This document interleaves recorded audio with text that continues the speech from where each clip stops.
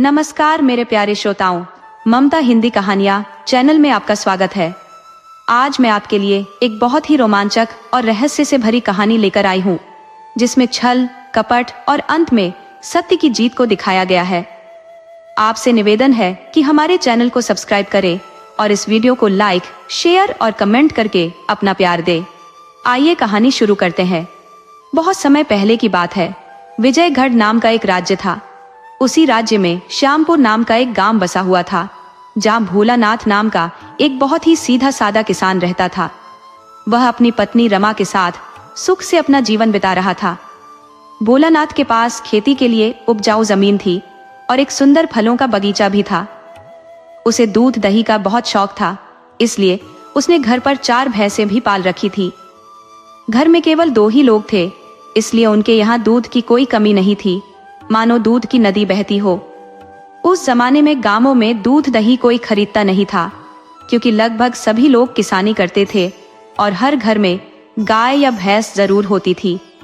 कोई बहुत ही आलसी व्यक्ति होता था जो जानवर नहीं पालता था, तो उसका काम भी आस पड़ोस वालों की मदद से चल जाता था।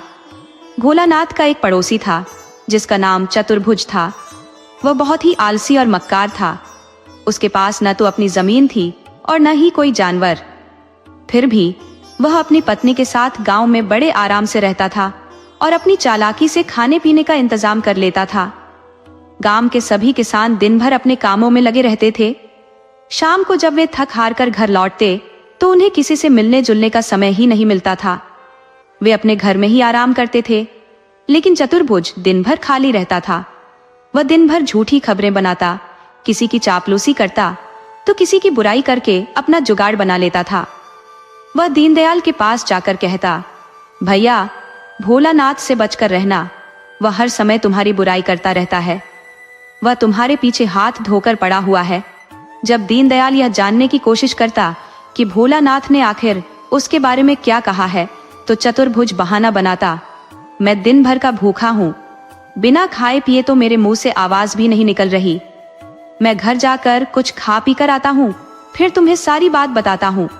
दीनदयाल को आगे की बात जानने की जल्दी रहती थी। वह सोचता कि अगर चतुर्भुज चला गया तो पता नहीं वापस आएगा भी या नहीं। इसलिए वह कहता, अरे चतुर्भुज भाई, तुम अपने घर भोजन करने क्यों जाओगे? ये घर भी तो तुम्हारा ही है। आओ मेरे साथ बैठकर भोजन करो, फिर हम आराम से बातें करेंगे। इस तरह उसे दीनदयाल के घर मुफ्त का भोजन मिल जाता। खाना खाने के बाद चतुर्भुज कुछ नमक मिर्च लगाकर भोलानाथ की झूठी बातें दीनदयाल को सुनाता, जिसे सुनकर दीनदयाल गुस्से से भर जाता।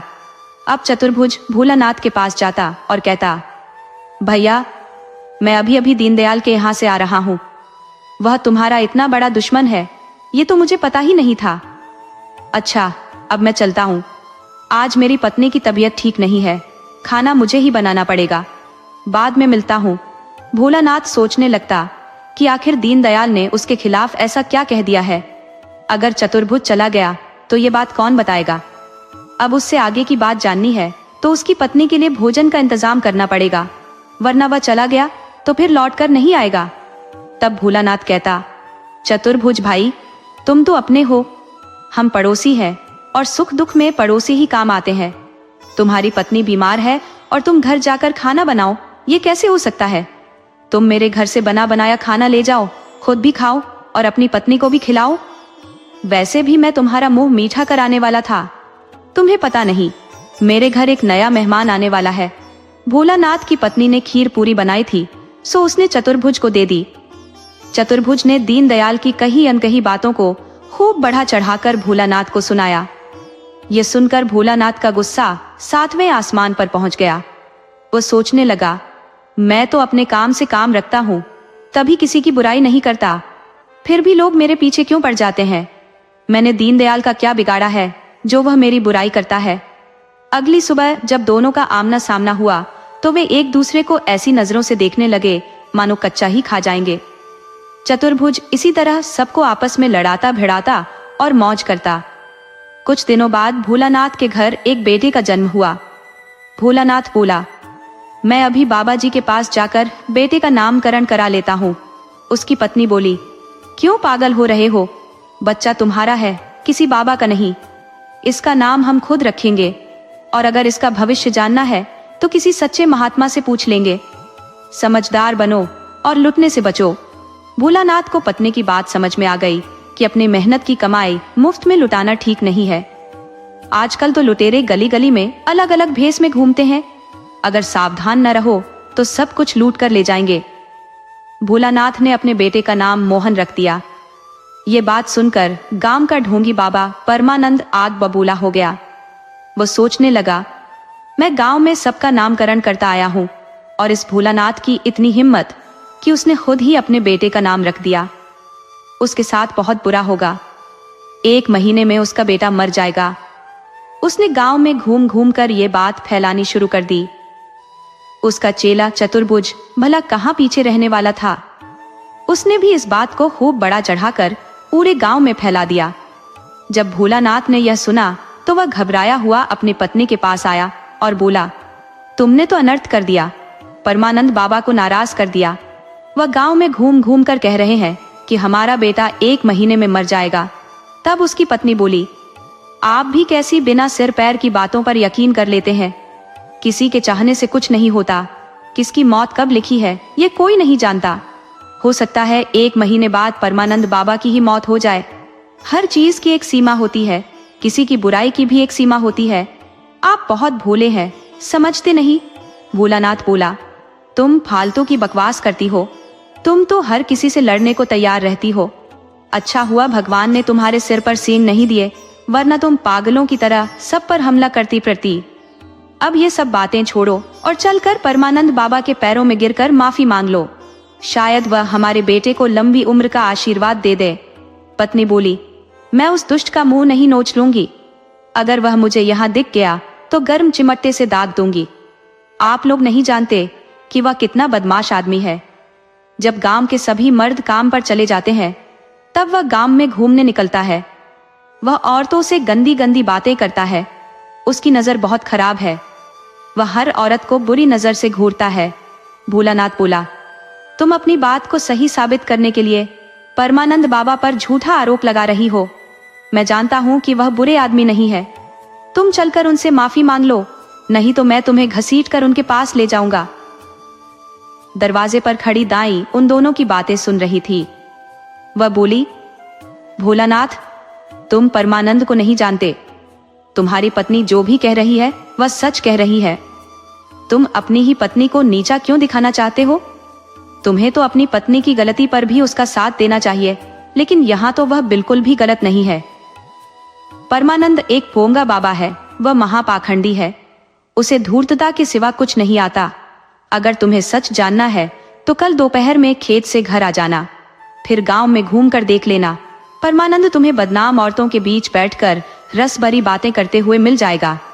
तुम उसकी बातों पर विश्वास मत करो। अगर तुम्हें बच्चे की इतनी ही चिंता है तो कल गांव के मंदिर में एक सच्चे महात्मा आने वाले हैं। वह किसी के घर में प्रवेश नहीं करते, किसी स्त्री को छूते नहीं है और हर समय भगवान का नाम जपते रहते हैं। वह किसी से कोई दान दक्षिणा भी नहीं लेते। वह जंगल में रहते हैं और फल फूल खाकर अपना गुजारा करते हैं। तुम खुद अपने बच्चे को गोद में उठाकर ले जाना और उनसे बच्चे का भविष्य पूछ लेना। भोलानाथ को लगा कि दाएं की बात सही है। उसे अपनी पत्नी का अपमान नहीं करना चाहिए। वह दूसरे दिन काम पर नहीं गया। उसने पता लगाया कि महात्मा जी मंदिर में कब आते हैं। उसे पता चला कि महात्मा जी तो आधी रात में ही मंदिर आ गए थे और अब कुछ ही देर में जाने वाले हैं। भोलानाथ जल्दी से बच्चे को लेकर मंदिर पहुंचा। उस समय महात्मा जी के पास कोई नहीं था। भोलानाथ ने महात्मा से कहा, महात्मा जी, इस बच्चे का भविष्य देख दीजिए। हमारे गांव का परमानंद बाबा कहता है कि यह बच्चा 1 महीने में मर जाएगा। महात्मा ने बच्चे को बड़ी गौर से देखा और बोले, 1 महीने में इसका दुश्मन मरेगा। तुम फालतू की बातों को छोड़ो। इस बालक को 12 साल तक कोई खतरा नहीं है, लेकिन उसके बाद एक बहुत भयानक ग्रह है। इसकी अच्छी बुरी जिंदगी का फैसला तुम्हें करना होगा। 12वां साल इसकी जिंदगी का चौराहा है। अगर तुमने इसे एक रास्ता दिखा दिया तो यह 100 साल तक सुख से जीएगा, और अगर दूसरा रास्ता पकड़ा दिया तो इसकी आधी जिंदगी तो सुख से बीतेगी, लेकिन बाकी की आधी जिंदगी बुरे कामों में गुजरेगी और अंत में इसे भयानक मौत मिलेगी। इसलिए हर हाल में पहला रास्ता ही चुनना। इसका विवाह 12वें साल में ही करा देना। अगर तुम्हें सीधी तरह से पत्नी न मिले तो खरीद कर भी ला देना, मगर इसे कुंवारा हरगिज मत छोड़ना। आगे सब अच्छा होगा। अब इसका भला बुरा तुम्हारे हाथ में है। अब तुम घर जाओ। भोलानाथ घर आया और अपनी पत्नी से बोला, मुझे माफ कर दो। मैं उस परमानंद को ही बहुत बड़ा महात्मा समझ बैठा था, लेकिन मंदिर वाले महात्मा ने साफ कर दिया कि परमानंद एक ढोंगी है। उन्होंने बताया है कि हमारा बेटा नहीं मरेगा। भोलानाथ ने अपनी पत्नी को सारी बातें बताई। इधर भोलानाथ के बेटे के जन्म को 1 महीना पूरा हो गया था। परमानंद एक पेड़ के नीचे बैठकर कह रहा था, अब कुछ ही देर में भोलानाथ का बेटा मर जाएगा। वह एक औरत से पानी मांगकर पीने लगा कि पानी उसके गले में अटक गया। उसकी सांस उल्टी चलने लगी। सांस बाहर तो आ रही थी पर अंदर नहीं जा रही थी। थोड़ी ही देर में परमानंद तड़प तड़प कर मर गया। दूसरे के मरने की घोषणा करने वाला खुद ही मर गया। भोलानाथ को महात्मा की बात सच होती दिख रही थी। उन्होंने कहा था कि 1 महीने में उसके बेटे का दुश्मन मर जाएगा, और वह मर गया। उसने अपनी पत्नी से कहा, देखो महात्मा ने कहा है तो हमें हर हाल में बेटे का विवाह 12 साल में कर देना है। मैं तुम्हें यह बात इसलिए बता रहा हूँ क्योंकि मुझे समय, दिन, तारीख, महीने, साल कुछ भी याद नहीं रहता। तुम गिनती करके रखना। बेशक बेटे का विवाह जल्दी हो जाए, पर समय सीमा नहीं बीतनी चाहिए। पत्नी बोली, आप इसकी चिंता छोड़ दीजिए, मैं ध्यान रखूंगी। अब यह बात औरतों की थी, और औरत के पेट में कोई बात ज्यादा देर तक नहीं टिकती। बात मन में हलचल मचा देती है तो औरत उस बात को अपनी सहेली या पड़ोसन को बताकर अपना मन हल्का कर लेती है। भोलानाथ की पत्नी ने अपने बेटे वाली बात अपनी पड़ोसन को बता दी, जो कि चतुर्भुज की पत्नी थी। पत्नी के जरिए यह बात चतुर्भुज को भी पता चल गई। ये सुनकर वह जल भुन गया कि भोलानाथ के बेटे का विवाह हो जाएगा। ये कैसे संभव है? उसकी पत्नी बोली, आप उसके बेटे की बात छोड़िए, अपने बारे में सोचिए। हमारी अपनी कोई औलाद नहीं हुई, जबकि आस पड़ोस की सभी औरतें बच्चों वाली हैं। किसी के 2 तो किसी के 3 बच्चे हैं, और मेरे पास एक बेटी भी नहीं है। अब आप यह धोखेबाजी और चुगली करना छोड़ दीजिए। आपका काम कोई अच्छा काम नहीं है। आप इस तरह कब तक अपना काम चलाएंगे? चतुर्भुज बोला, बुद्धिमान लोग अपनी अक्ल से खाते हैं।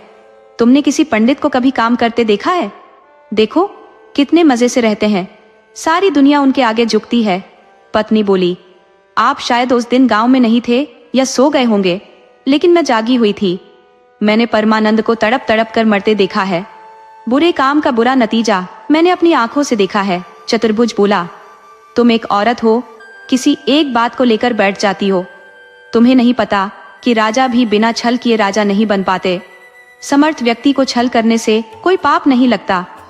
मैं जो काम करता हूँ वह एक कला है, और अपनी कलाकारी दिखाकर मुफ्त में भोजन पा लेना कोई बुरा काम नहीं है। मैं हाथ की सफाई भी बहुत अच्छी तरह से जानता हूँ। उसकी पत्नी भी जानती थी कि चतुर्भुज एक ठग भी है। किसी को अपनी बातों में उलझाकर उसका सामान गायब कर देना उसके लिए बाएं हाथ का खेल था। वह अब अपने पति से ज्यादा नहीं उलझी। उसे पता था कि वह करेगा तो अपने मन की ही, मेरी तो कभी सुनता ही नहीं। तो करने दो इसे जो अच्छा लगे। मुझे क्या, मुझे तो बस भर पेट भोजन और पहनने को कपड़ा चाहिए। पत्नी कुछ नहीं बोली और घर से बाहर पड़ोसन के घर चली गई। उधर चतुर्भुज अपने काम में लगा रहा। देखते ही देखते 10 साल का समय बीत गया। भोलानाथ का बेटा मोहन 10 साल का हो गया तो पत्नी ने पति से कहा, आप अभी से बेटे के विवाह की तैयारी में लग जाइए। 2 साल बीतने में ज्यादा समय नहीं लगेगा। भोलानाथ बोला, अभी 2 साल बाकी है। क्या अभी से बहू घर में लाकर उसे गोद में खिलाओगी? बहू को कम से कम इतना तो पता होना चाहिए कि वह एक बहू है। ऐसा ना हो कि बाहर बच्चों को खेलते देखकर वह खुद उनके साथ खेलने के लिए दौड़ पड़े। अभी इंतजार करो, समय की गति कभी रुकती नहीं है। 2 साल भी गुजर गए। पत्नी के कहने पर भोलानाथ बहू की खोज में लग गया। उसे एक लड़की पसंद भी आ गई, लेकिन वह गरीब घर की थी। उसके माता पिता दान दहेज में कुछ नहीं दे सकते थे। यहाँ तक कि लड़की की विदाई के कपड़े भी भोलानाथ को ही खरीदने थे। यह बात सुनकर भोलानाथ भड़क गया। लड़की के पिता ने बहुत विनती की, आप मेरी मजबूरी समझिए। आप अपने बेटे का विवाह मेरी लड़की से कर दीजिए। कहीं ऐसा न हो कि आपकी पसंद किसी और के घर की बहू बन जाए। मैंने कई जगह बात चलाई है, आप देर मत कीजिए। लेकिन भोलानाथ को तो अपनी इज्जत की पड़ी थी। उसे महात्मा की बात याद नहीं आ रही थी। उसने उस आदमी को मना कर दिया और घर चला आया। उसने अपनी पत्नी को बताया कि लड़की वाले दहेज में कुछ नहीं दे रहे थे, इसलिए मैंने मना कर दिया। तब पत्नी बोली, आप पागल तो नहीं हो गए हैं? महात्मा ने कहा था कि बहू खरीदनी भी पड़े तब भी बेटे का विवाह करा देना। इसमें आप मान अपमान मत समझिए। जल्दी से लड़की के पिता के पास जाइए, उनसे माफी मांगिए और उनकी बेटी से अपने बेटे का विवाह तय कीजिए। भोलानाथ बोला, आज मैं बहुत भागा दौड़ी करके थका हूँ, अब कल जाऊंगा। इस तरह भोलानाथ कल कल करते हुए 1 सप्ताह गुजार दिया। जब पत्नी ने कहा कि आप नहीं जाएंगे तो मैं खुद जाती हूँ, यह बेटे की जिंदगी का सवाल है और आपको मजाक सूझ रहा है। पत्नी के बहुत कहने पर भोलानाथ उस आदमी के पास गया और बोला, मैं आपकी बेटी से अपने बेटे का विवाह करने को तैयार हूँ। मैं सारा खर्चा उठाने को भी तैयार हूँ, कहो तो और पैसे भी दे सकता हूँ। वह आदमी बोला, भाई आपने बहुत देर कर दी। मेरी बेटी 4 दिन पहले ही शादी करके अपने ससुराल चली गई। मैंने आपसे बहुत विनती की थी पर आपने मेरी एक न सुनी। आप नहीं जानते कि वक्त किसी के हाथ में नहीं होता, इसलिए वक्त के हर पल का सही उपयोग करना चाहिए। भोलानाथ निराश होकर घर आ गया और अपनी पत्नी को बताया कि वह लड़की हाथ से निकल गई। अब वह कोई दूसरी लड़की की तलाश करता है। वह बहुत हैरान परेशान होकर बहू की खोज करता रहा, लेकिन उसे कहीं सफलता नहीं मिली। वह खरीदने पर भी बहू नहीं ढूंढ पाया। वह किसी अंधी, लंगड़ी या ज्यादा उम्र की लड़की से भी बेटे का विवाह करने को तैयार था, पर उसका कहीं जुगाड़ नहीं लगा। विद्वान कहते हैं कि सामने आई भोजन की थाली और पहली बार आए विवाह के प्रस्ताव को कभी नहीं ठुकराना चाहिए। भोजन ठुकराने वाला उस दिन भूखा रह जाता है और पैसे के लिए विवाह का पहला प्रस्ताव ठुकराने वाले को बाद में पैसे तो मिल जाते हैं, मगर जिंदगी में कभी अच्छी पत्नी नहीं मिलती। देखते ही देखते 12 साल का समय गुजर गया और भोलानाथ का बेटा मोहन 13 साल का हो गया। महात्मा के बताए अनुसार काम न करके भोलानाथ ने मोहन की जिंदगी दांव पर लगा दी थी। समय बीता और 16वें साल में मोहन के विवाह का एक और प्रस्ताव आया। विवाह तय भी हो गया। लड़की वाले खुशी खुशी जाने लगे। वे अभी गांव से बाहर ही निकले थे कि उनसे चतुर्भुज मिल गया। वह किसी दूसरे गांव से आ रहा था। जब उसने अपने गांव से बाहर निकलते 2 आदमियों को देखा तो पूछ ही लिया, भाई लगता है हमारे गांव से आ रहे हो, और भगवान झूठ न बुलवाए तो आप लड़की के पिता हैं और लड़का देखने आए थे। लड़की का पिता बोला, आपने सही पहचाना है। अब जब आप इतना जान ही गए हैं तो हमारी एक शंका का समाधान कर दीजिए। मैंने भोलानाथ के बेटे को अपनी बेटी के लिए पसंद किया है। क्या आप उसके चरित्र के बारे में कुछ बता सकते हैं? चतुर्भुज बोला, भैया आप सही जगह पर गए हैं। लड़का अच्छा है, खेती बाड़ी ठीक है, माता पिता एकदम गाय जैसे सीधे हैं। लेकिन अब बीमारी को क्या कहा जाए, वह तो किसी को भी लग जाती है। छोटी मोटी बीमारी है, इलाज कराने पर ठीक हो जाएगी। आप आंख बंद करके विवाह कीजिए। लड़की का पिता बोला, भाई लड़के को कौन सी बीमारी है, मुझे साफ साफ बताओ। चतुर्भुज बोला, अब इतनी छोटी सी बीमारी का क्या जिक्र करूं? आप रहने दीजिए, आंख बंद करके विवाह कर दीजिए। तब लड़की का पिता बोला, नहीं आप साफ साफ बताइए कि लड़के को कौन सी बीमारी है। तब चतुर्भुज बोला, जब आप मेरा कहा नहीं मानेंगे तो मुझे बताना ही पड़ेगा। अरे उसे कभी कभी मिर्गी आ जाती है। वह हमेशा नहीं आती, जब कुएं पर पानी भरने जाता है तब आती है। लड़की का पिता बोला, आप इतनी खतरनाक बीमारी को छोटा कहते हैं? चतुर्भुज बोला, अब क्या करूं? मेरी आदत किसी की बुराई करने की नहीं है, मगर सच्चाई मुंह से निकल ही जाती है। लड़की का पिता बोला, भैया आपने मुझे सच बता दिया, वरना वह धोखेबाज मुझे फंसा ही चुका था। मैंने तो विवाह तय कर लिया था। लड़की का पिता जल्दी से अपने गांव लौट गया। इधर चतुर्भुज को सुकून मिल गया था तो भोलानाथ फूला नहीं समा रहा था कि बेटे का विवाह हो जाएगा। इस तरह महीने गुजर गए, मगर लड़की वाले दोबारा नहीं आए। तो पता लगाने के लिए भोलानाथ खुद उनके गांव गया और पूछा, भाई क्या हुआ, आप लोग आए नहीं? तब उस घर वाले बोले, अरे धोखेबाज, तुम अपने बीमार बेटे का विवाह मेरी बेटी से कराना चाहते थे। हमने अपनी बेटी का विवाह दूसरी जगह करा दिया। वह अपने ससुराल चली गई है। भोलानाथ बोला, तुम्हें अपनी बेटी का विवाह कहीं और करना था, सो कर दिया, लेकिन मेरे बेटे पर कोई झूठा आरोप मत लगाओ। लड़की वाले बोले, तेरे बेटे को मिर्गी आती है? भोलानाथ बोला, खबरदार, जो मेरे बेटे को कुछ कहा तो मुझे लगता है कि तुम्हारी बेटी को ही कोई बीमारी थी। लड़की के घर वाले गुस्सा हो गए और उन्होंने भोलानाथ की पिटाई कर दी। भोलानाथ पिटकर घर आ गया। उसे समझ में नहीं आ रहा था कि यह अफवाह किसने फैलाई है। उसने अपनी पत्नी से कहा, तुम्हारी गांव में बहुत सहेलियां हैं, तुम औरतों में हमेशा बैठती उठती हो, तुम पता करो कि किसने मोहन का विवाह तुड़वाया है। पत्नी बोली, मैं पता कि बिना भी जानती हूँ कि यह काम चतुर्भुज का है। आप नहीं जानते कि गांव में जितने भी गलत काम होते हैं उसी का हाथ रहता है। आप उस दुष्ट से उलझने से अच्छा है चुपचाप अपने बेटे का विवाह गोपनीय तरीके से कर दीजिए। किसी को तब पता चले जब बहू घर में आ जाए। भोलानाथ बोला, मैं पता लगाता हूँ, अगर उस दुष्ट चतुर्भुज ने ऐसा किया है तो मैं उसकी खोपड़ी तोड़ दूंगा। स्त्री बोली, क्यों उस धूर्त से उलझने जाएंगे? आप अपना काम कीजिए, मैं जो कहती हूँ उतना ही कीजिए। इस तरह 1 महीना गुजरा कि फिर एक आदमी मोहन को देखने आ गया। दोनों तरफ से बात पक्की हो गई। वह किसी दूसरे गांव का था जो बहतड़ी नदी के पार था। बहतड़ी नदी का हाल भी बड़ा अजीब था। वह पल पल में अपना रंग बदलती थी। वह कभी सूख जाती तो अगले ही पल उसमें बाढ़ आ जाती। उस नदी में कोई नाव नहीं चलती थी तो लोग उसके सूखने पर ही उसे पार करते थे। वह आदमी चला गया और जाते जाते कह गया कि आकर लड़की देख लेना। भोलानाथ को डर था कि इस बार भी चतुर्भुज विवाह तुड़वा देगा, लेकिन भोलानाथ की पत्नी ने बताया, आप चिंता न करें, इस बार चतुर्भुज खुद संकट में है। उसके घर बेटी ने जन्म लिया है और उसकी पत्नी काफी बीमार है। वह उसी के इलाज में लगा हुआ है। इस वक्त वह सारी चालाकियां भूल गया है। चुगली का नतीजा सामने आ गया है, ठगी का परिणाम सामने है। 2 दिन बाद ही भोलानाथ और रमा बहू देखने उस गांव पहुंच गए। जब वे गए थे तो नदी सूखी थी। लड़की देखकर जब लौटे तब भी नदी सूखी थी तो वे उसे पार करने लगे, मगर दोनों का भाग्य खराब था।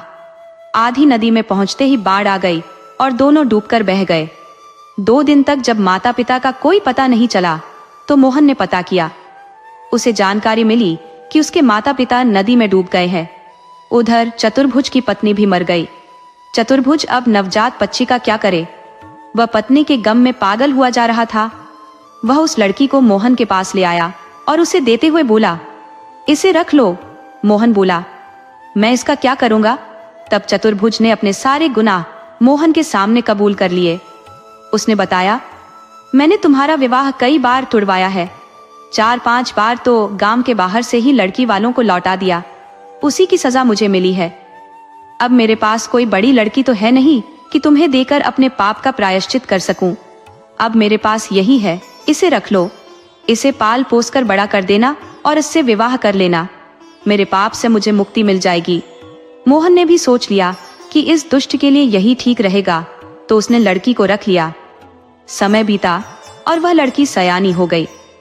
मोहन उसे बचपन से ही समझाता आया था कि तू मेरी पत्नी है, तो वह भी यही मानती थी। जब मोहन 40 का हुआ तो वह 20 वर्ष की थी। उनकी जोड़ी बेमेल थी।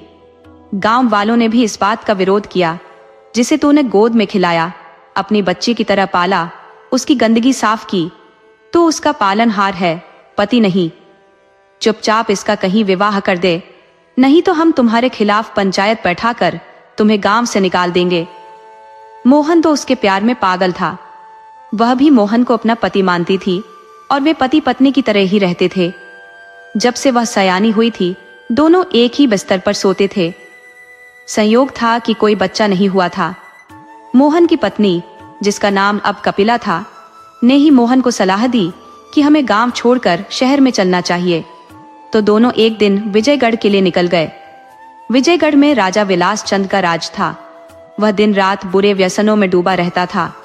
उसकी एक रानी थी, सुशीला, जो बहुत रूपवती थी, परंतु बहुत ही सीधी सादी, भोली और दयालु थी। राजा तो नर्तकियों के बीच रहता था, जो बहुत श्रृंगार करती थी। राजा को अपनी सीधी सादी रानी पागल लगती थी। रानी से राजा को एक राजकुमार, धर्मवीर, पैदा हुआ था, परंतु राजा का मन रानी और राजकुमार में नहीं था। वह एक चंचल और चतुर स्त्री से विवाह करना चाहता था, जिसे खूब मौज मस्ती पसंद हो। उधर मोहन अपनी पत्नी कपिला को अपनी बेटी बताकर राज दरबार में काम मांगने गया। राजा ने कपिला को देखते ही उस पर मोहित हो गया और उसके सामने विवाह का प्रस्ताव रख दिया। कपिला ने यह सुनहरा मौका हाथ से जाने नहीं दिया। वह राजा से बोली, मुझे आपकी रानी बनना मंजूर है, मगर मेरी एक शर्त है कि मेरे पिता हमारे साथ रहेंगे। मैं हमेशा अपने पिता के साथ रही हूँ। ये मेरे साथ महल में ही रहेंगे, मेरे कमरे के पास वाले कमरे में, ताकि मैं इनकी सेवा कर सकूं। राजा बोला, तुम्हारे पिता की सेवा के लिए मैं नौकर रख दूंगा।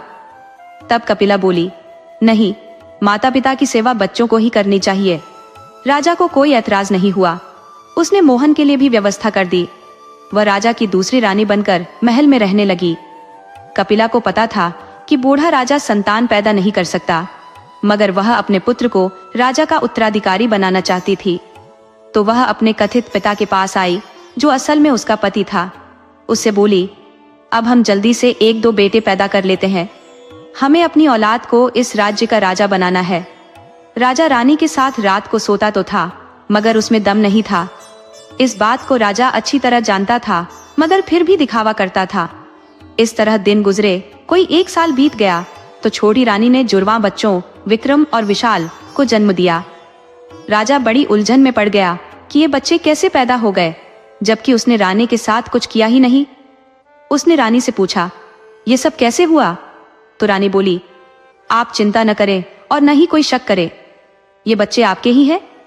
आपने नहीं, मैंने खुद प्रयास किया है। आप राजा हैं, आप कैसे प्रयास कर सकते हैं? बस आपको इतना तो याद है ना कि मैं हर रात आपके साथ ही रही हूं। राजा ने दिमाग लगाया तो उसे यकीन हो गया कि रानी तो हर रात मेरे साथ ही रही है, तो इस पर शक करना बेकार है। राजा ने छोटी रानी के पुत्रों को अपना मान लिया और बहुत प्यार जताने लगा। वह छोटी रानी से भी बहुत प्यार करता था। राजा के पास अब 3 राजकुमार थे। बड़ा राजकुमार धर्मवीर बिल्कुल अपनी मां पर गया था, बहुत सीधा साधा था, और दोनों छोटे राजकुमार अपनी मां पर गए थे, बहुत चंचल और धूर्त थे। जब राजकुमार थोड़े बड़े हुए तो राजा ने तीनों को गुरुकुल में पढ़ने भेज दिया, परंतु दोनों छोटे भाई बड़े राजकुमार से बहुत जलते थे। एक दिन तो दोनों ने बड़े राजकुमार के हाथ पैर बांधकर उसे एक कुएं में फेंक दिया। संयोग से एक शिष्य ने यह देख लिया और गुरु को बताया। गुरुदेव, दोनों छोटे राजकुमारों ने बड़े राजकुमार को कुएं में फेंक दिया है। गुरुदेव दोनों राजकुमारों पर बहुत गुस्सा हुए और धमकी दी, आगे से ऐसी गलती की तो गुरुकुल से निकाल दिए जाओगे। मैं तुम लोगों की यह गलती राजा तक पहुंचाता हूं। गुरुदेव ने राजा से इस बात की शिकायत कर दी, मगर राजा पुत्र मोह में अंधा था। उसने दोनों राजकुमारों को डांटना भी ठीक नहीं समझा। धीरे धीरे समय बीतता गया। गुरुकुल की पढ़ाई पूरी करके तीनों राजकुमार राजभवन लौट आए। राजा के दरबार का नियम था कि बड़ा राजकुमार ही गद्दी पर बैठ सकता है, लेकिन राजा छोटी रानी के दबाव में था। राजा के मन में अपना उत्तराधिकारी बनाने का विचार कई दिनों से चल रहा था, परंतु वह निर्णय नहीं कर पा रहा था कि किसे बनाए। राजा चाहता था कि छोटी रानी के दोनों बेटों में से किसी एक को ही उत्तराधिकारी बनाए, और छोटी रानी का भी राजा पर यही दबाव था। वह नहीं चाहती थी कि बड़ा राजकुमार राज दरबार में कोई छोटा सा पद भी पाए, परंतु राज दरबार के कुछ नियम थे जिसे राजा अनदेखा नहीं कर सकता था। एक रात राजा सोया हुआ था तो उसने एक सपना देखा। सपने में एक सोने, चांदी, हीरे मोती का पेड़ था, जिस पर एक सुनहरा तोता बैठा था। जब तोता इंसानों की तरह हंसता तो वह पेड़ भी हंसने लगता, और जब तोता रोता तो पेड़ भी रोने लगता था। राजा की नींद अचानक खुल गई। राजा सोचने लगा कि यह कैसा अजीब सपना था। राजा के मन में विचार आया कि क्यों न वह उस पेड़ की खोज में तीनों राजकुमारों को लगा दे, और जो भी उस पेड़ को खोज कर ले आएगा वह उसे ही राज्य का उत्तराधिकारी घोषित कर देगा। बिना परीक्षा लिए किसी को राजकुमार घोषित करना ठीक नहीं होगा। राजा ने अपने मंत्रियों और दरबारियों से सलाह ली तो सबने राजा की तारीफ की और कहा, यह सबसे उत्तम विचार है। बिना परीक्षा के पता नहीं चलेगा कि कौन योग्य है। आप तुरंत राजकुमारों को अपना आदेश सुना दीजिए। राजा ने तीनों राजकुमारों को महल में बुलाया और अपने सपने के बारे में बताया। हमने एक सुनहरे हीरे मोती सोने चांदी का पेड़ देखा है जिस पर एक तोता बैठा है। हमारी इच्छा है कि जो भी राजकुमार उस पेड़ को ढूंढकर मेरे पास लाएगा, हम उस राजकुमार को राज्य की राजगद्दी सौंप देंगे और उसी दिन संन्यास ले लेंगे। तीनों राजकुमार राजा की बात सुनकर बहुत उत्साहित हुए और दूसरे दिन सुबह ही उस पेड़ की खोज में निकल पड़े। दोनों छोटे राजकुमार तेज घोड़ों पर सवार थे तो बहुत आगे निकल गए। बड़ा राजकुमार मध्यम गति से चलने वाले घोड़े पर था तो वह पीछे रह गया। आगे जा रहे दोनों भाइयों ने सोचा, सारी मुसीबत की जड़ यह बड़ा भाई ही है। अगर यह हमारे रास्ते में नहीं होता तो इस पेड़ को खोजने की जरूरत ही नहीं पड़ती। हमें परीक्षा देने की क्या जरूरत थी। अब हमें किसी तरह इस दुष्ट को रास्ते से हटाना होगा। ये पीछे अपनी धुन में आ रहा होगा, हम अभी इसका काम तमाम कर देते हैं। दोनों को जोरों की प्यास लगी थी तो वे एक कुएं पर रुककर पानी पीने लगे। तभी पीछे से बड़ा राजकुमार भी आ पहुंचा। दोनों छोटे भाइयों ने इशारों इशारों में ही बात कर ली कि चलो इसे उठाकर इसी कुएं में फेंक देते हैं। जब बड़ा भाई कुएं से पानी निकालकर पीने लगा तो दोनों ने उसे उठाकर कुएं में फेंक दिया और आगे बढ़ गए। पास में ही एक ग्वाला गाय चरा रहा था। वह यह सारा तमाशा देख रहा था। वह बहुत हैरान हुआ कि ये दोनों कितने निर्दयी हैं। शायद ये तीनों भाई हैं और वह सौतेला है, इसलिए इसे मारना चाहते हैं। ग्वाले ने दोनों के जाते ही कुएं के पास आकर रस्सी डालकर राजकुमार को बाहर निकाल लिया। ग्वाले ने राजकुमार से पूछा, आखिर आपके भाइयों ने आपको कुएं में क्यों धकेल दिया? तब राजकुमार ने बताया, ये दोनों मेरे सगे भाई नहीं बल्कि सौतेले भाई हैं और मुझसे मेरा अधिकार छीनना चाहते हैं। मेरे पिता ने एक पेड़ की तलाश करने के लिए भेजा है। जो भी उस पेड़ की तलाश करके राजा के पास ले जाएगा, राजा उसे गद्दी सौंप देंगे। आप जंगल में रहते हैं, जंगल की हर पेड़ के बारे में आपको पता होगा। क्या आपने कभी जंगल में सोने चांदी का बना सुनहरा पेड़ देखा है? तब ग्वाला बोला, राजकुमार, कहीं सोने चांदी का पेड़ नहीं होता। हमने आज तक नहीं देखा, मगर कहानियों में ऐसा होता है। मेरे दादा की कहानियों में सुनहरे पेड़ होते थे, एक सुंदर परी होती थी। अब यह सच में है या नहीं मैं नहीं जानता। वैसे पेड़ के बारे में कोई महात्मा ही बता पाएंगे। आगे जंगल में एक महात्मा तपस्या कर रहे हैं, आप जल्दी से उनसे मिलिए। राजकुमार महात्मा के पास गया और उनसे अपनी बात बताई तो महात्मा ने वैसे पेड़ की जानकारी देने में असमर्थता जताई और बोले, यहाँ से 5 कोस की दूरी पर मेरे गुरु तपस्या कर रहे हैं, वही इस तरह के पेड़ की जानकारी दे सकते हैं। राजकुमार उस गुरु के पास पहुंच गया। उन्होंने भी इस तरह के पेड़ होने से अनभिज्ञता जताई और बोले, आप मेरे गुरु के पास जाइए, वही सही जानकारी दे पाएंगे। वे यहाँ से थोड़ी दूरी पर एक गुफा में रहते हैं। राजकुमार बिना देर किए उस गुरु के पास पहुंच गया। उस गुरु ने राजकुमार को बताया, इस पृथ्वी लोक में तो वैसा कोई पेड़ नहीं है, परंतु परियों का एक अलग लोक है, तुम्हें वहीं इस तरह का पेड़ मिल जाएगा। राजकुमार बोला, महात्मन, मैं परलोक में जाऊंगा कैसे? महात्मा बोले, तुम मेरी सहायता से परिलोक में जाओगे। मेरे पास एक दिव्य मणि है, मैं वह मणि तुम्हें दे रहा हूं। तुम उसे गुप्त रूप से कहीं छुपा लो और उसके बाद तुम जो भी इच्छा करोगे, तुम्हारी हर इच्छा पूरी होती जाएगी। मगर ध्यान रहे, वापस आने पर वह मणि मुझे लौटा देना। राजकुमार ने वैसा ही किया। उसने परिलोक की इच्छा की तो वह परिलोक पहुंच गया। वहां उसे कोई रोकने वाला नहीं था। वहां उसे एक खूबसूरत परी मिली जो उसके स्वागत में पहले से ही आंखें बिछाए खड़ी थी। उसे राजकुमार का वर्षों से इंतजार था। वह राजकुमार से मिलने के लिए बेचैन थी। ऐसा एक शाप की वजह से हुआ था। उस परी ने बताया, आप जिस पेड़ की खोज में आए हैं वह कोई पेड़ नहीं बल्कि मैं खुद हूं। मैं खुद उस तरह के पेड़ का रूप धारण करती हूं। राजकुमार ने कहा, आपसे निवेदन है कि आप मेरे साथ चलकर मेरे पिता के सामने एक बार पेड़ बनकर दिखा दे, उसके बाद आप वापस आ जाना। परी बोली, क्षमा करें राजकुमार, हम पृथ्वी लोक में ऐसा नहीं कर सकती।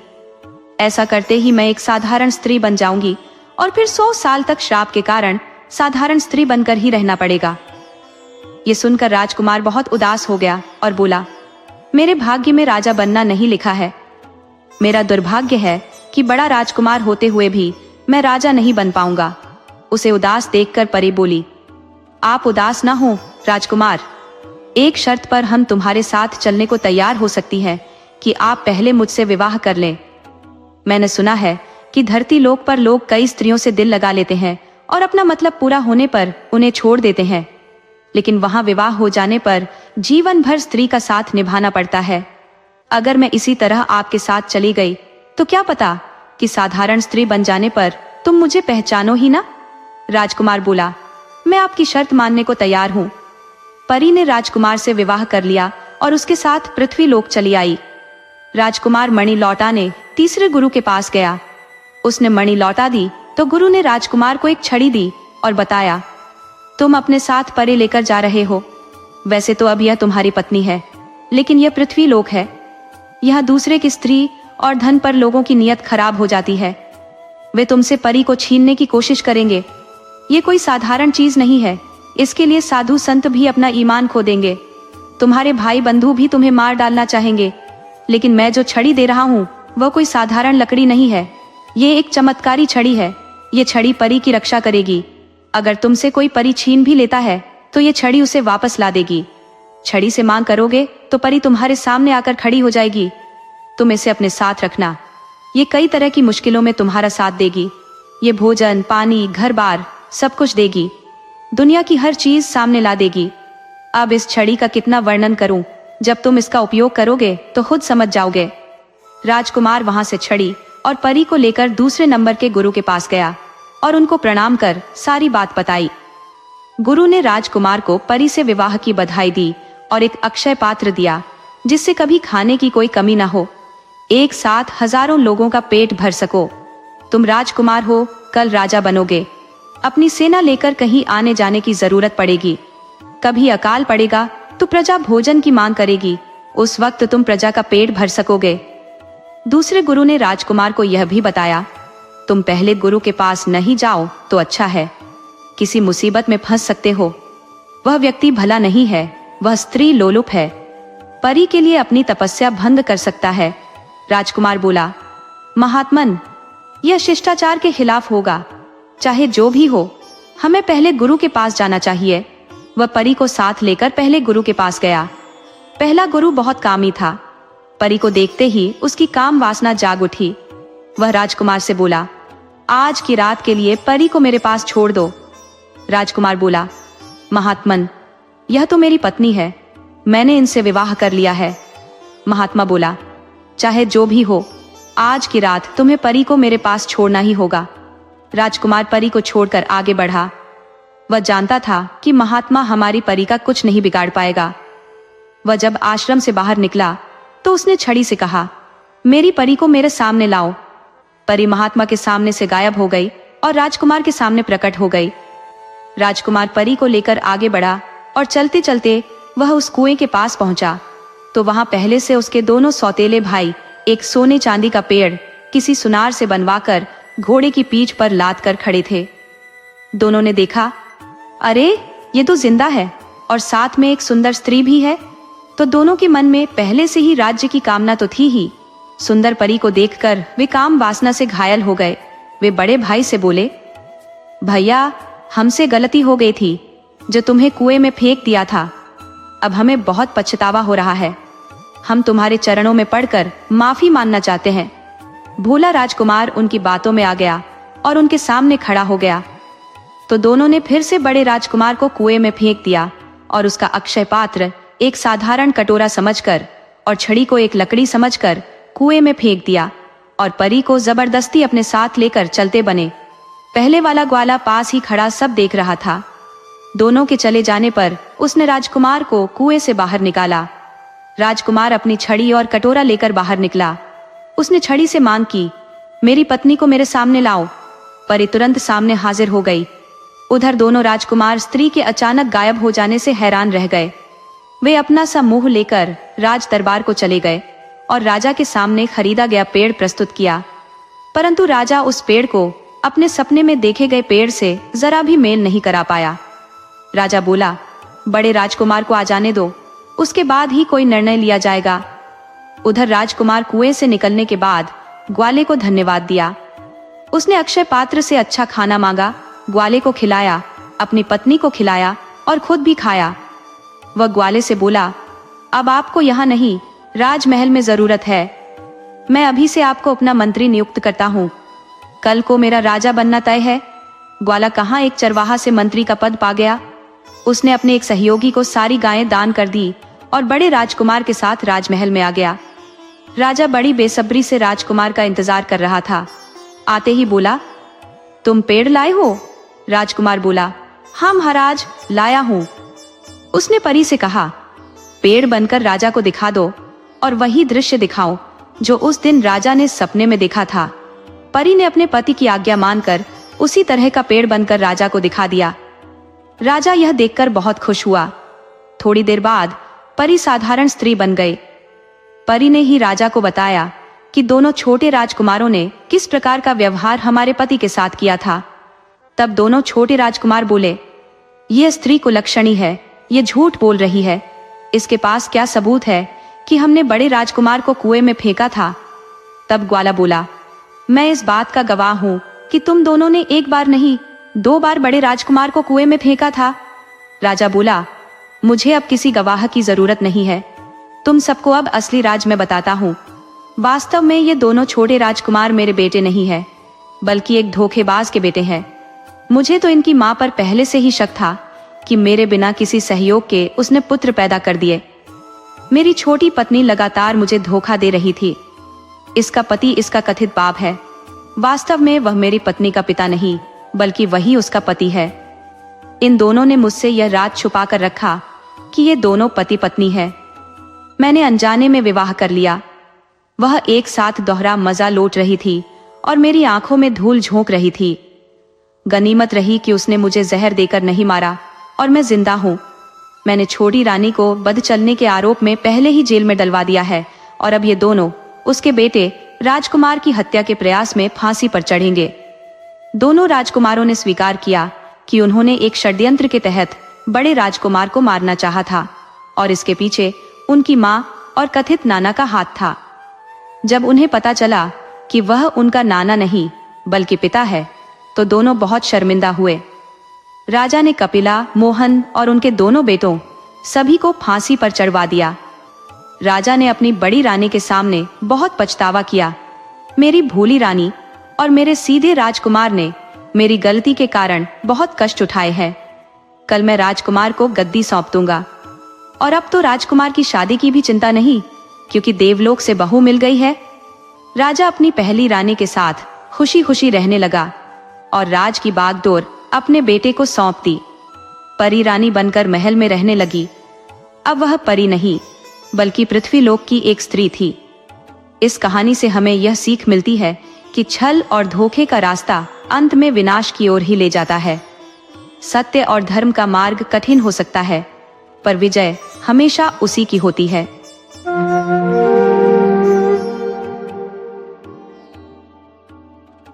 आज मैं आपके लिए एक ऐसी कहानी लेकर आई हूँ जिसमें आपको ईमानदारी, धोखा और बड़ों की सलाह न मानने का नतीजा देखने को मिलेगा।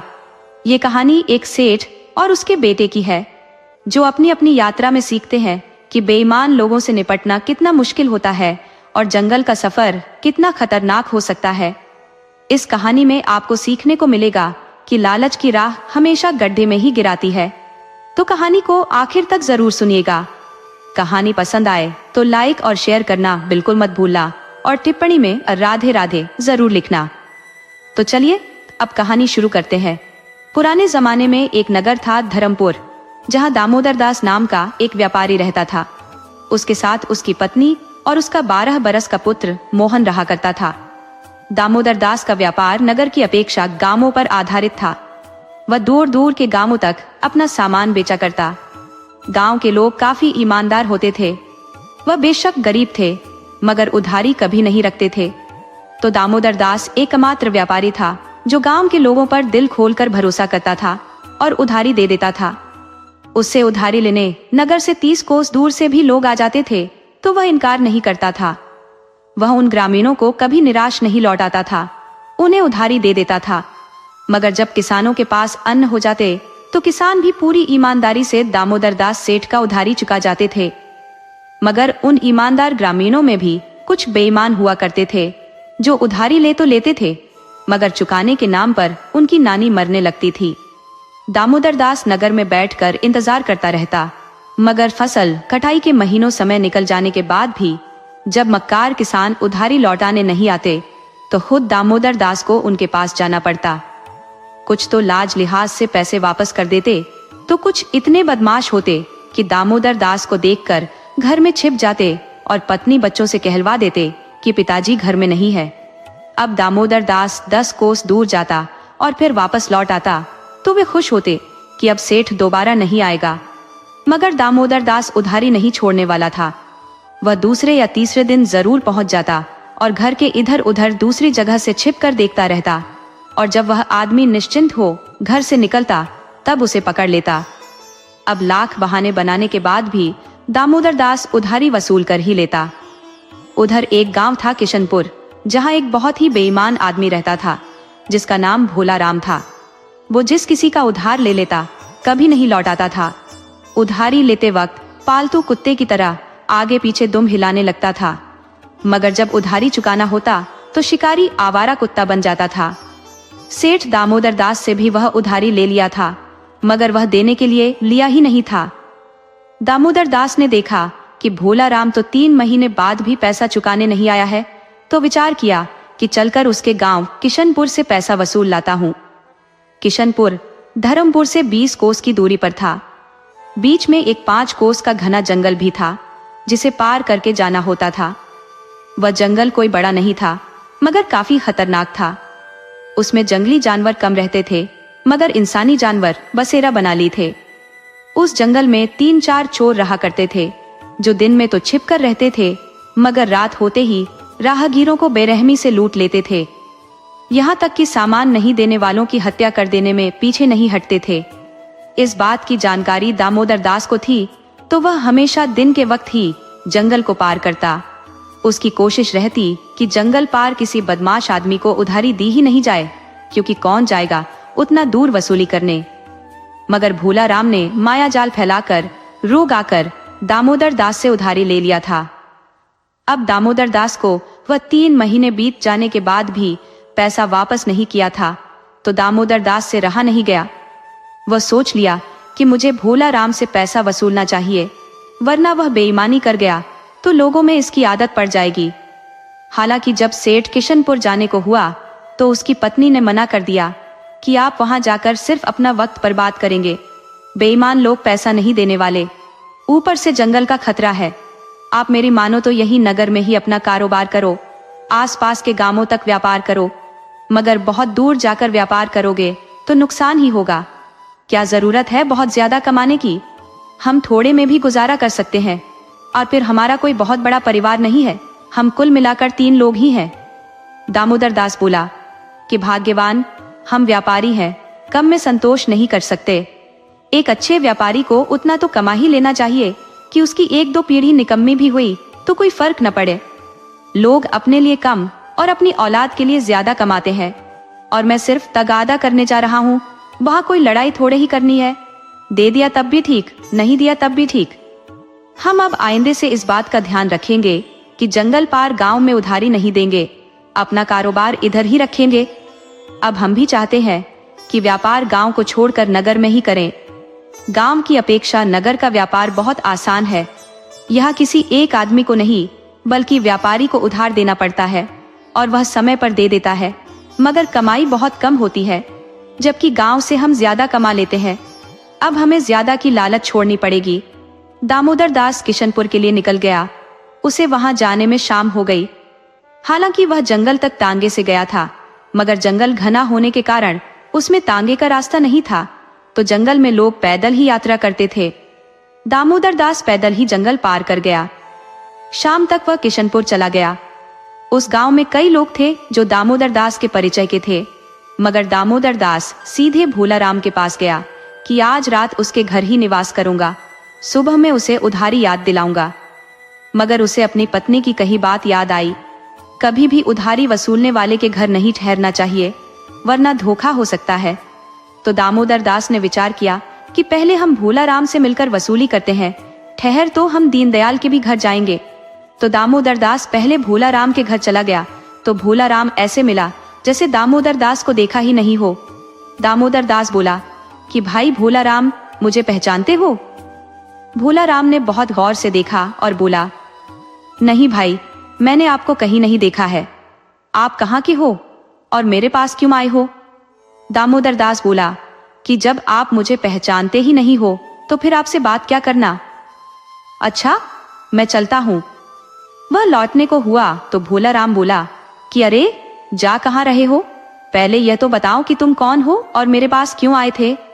तब दामोदर दास बोला कि भोला राम, तुम मुझे अच्छी तरह जानते हो, फिर भी बेईमानी पर आ गए हो तो मैं उसके लिए कुछ नहीं कहता। अब बात को यहीं खत्म करो और अपना काम करो। भोला राम बोला, कैसी बेईमानी? तुम कोई ठग तो नहीं हो? दामोदर दास बोला, अब तुम मुझे कुछ भी कह सकते हो, मुझे ठग भी कह सकते हो, मगर असली ठग कौन है ये तुम खुद जानते हो। जब तुम भूखे मर रहे थे, तेरे पास न तो कुछ खाने को था, न खेत में फसल लगाने के पैसे थे, तब दांत निपोड़ कर मेरे पास उधारी लेने धर्मपुर आए थे। मैंने तुम्हें 100 चांदी के सिक्के नकद दे दिए थे, मगर तुम उसे भूल गए हो तो कोई बात नहीं। भोला राम बोला कि तुम कोई पागल तो नहीं हो? मैंने कभी किसी से कोई उधारी नहीं लिया है। किसने देखा है कि हमने तुमसे उधारी ली है?